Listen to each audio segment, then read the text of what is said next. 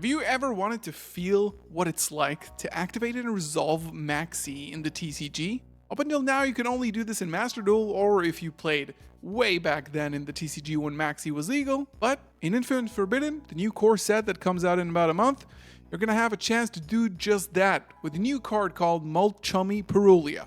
This card is the new Maxx. Is Maxx getting banned in the OCG and we're getting this instead? Who knows, but today we're going to be discussing the new Maxx that's coming out in the TCG in less than a month's time. Sit back, relax, and enjoy. Let's discuss. Let's start off by reading out the card, and this is Mulchummy Perulia, a level 4 water aqua monster. And apparently it's a part of an archetype called Mulchummy. We'll get to that in a second. If you control no other cards as a quick effect, you can discard this card as cost and apply these effects for the rest of the turn. Each time your opponent normal or special summons a monster or monsters from the hand, immediately draw one card.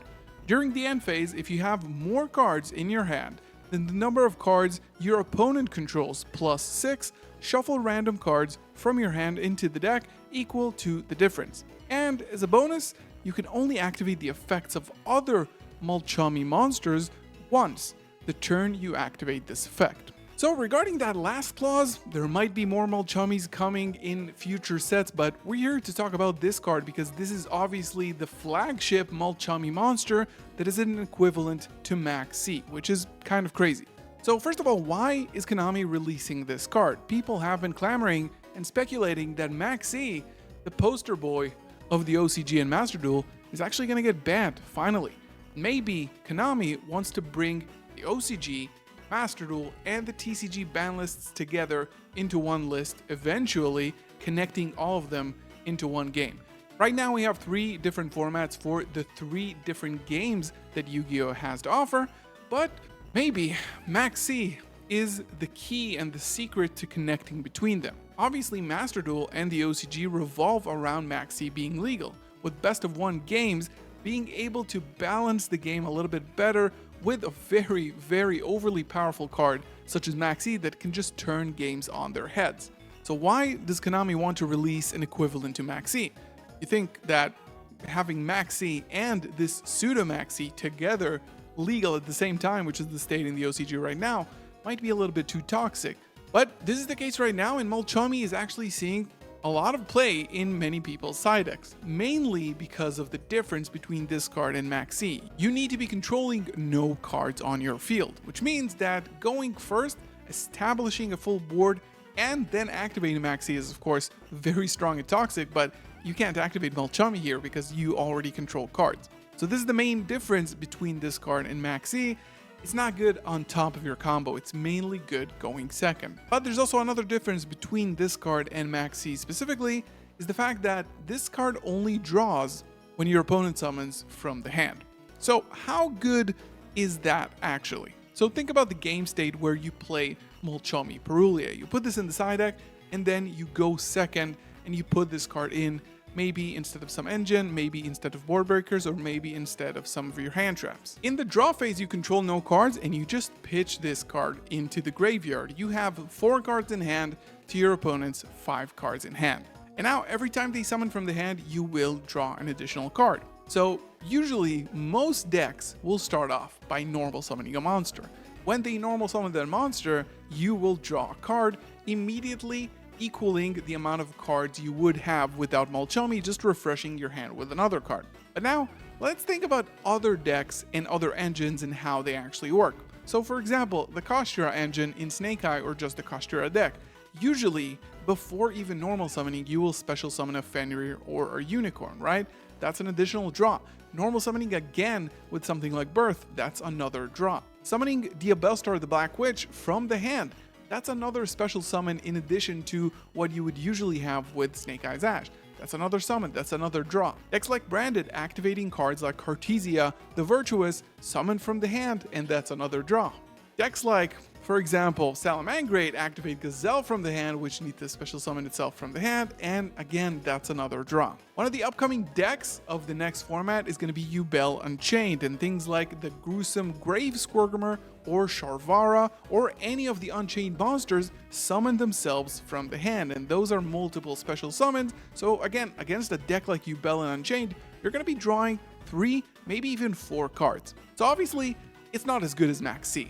Usually combo decks today summon upwards of 15 times a turn, something like that. That could be the case in some decks like Snake Eye, maybe even Drytron, Yubel, and Unchained.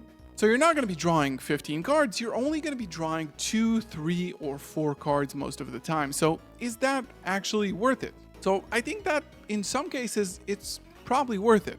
You refresh your hand, you draw into more hand traps, and usually you're not going to get to the end phase effect of this card, where if your hand is the number of cards your opponent controls plus 6, which is usually a lot of cards, you need to shuffle random cards from the hand so you equal the difference. So it's basically a card that will let you draw 2 to 4 cards during your opponent's turn, draw another card for turn, so usually start off by plus 2, 3, or 4 on your opponent, which is pretty good going second, to be honest. You get to see more cards out of your side deck, but it's definitely not as powerful as Maxx C. Now we have to talk about what rarity this card is going to be in, because this card is going to be extremely playable. All of you are probably going to want a copy, or obviously 3 copies of this card when it is released in Infinite Forbidden. So what are the scenarios? First of all, it's going to be a common. Yeah, if it's a common, then it's very accessible to everyone, and if Konami has some sort of agenda of unifying the formats between the TCG Master Duel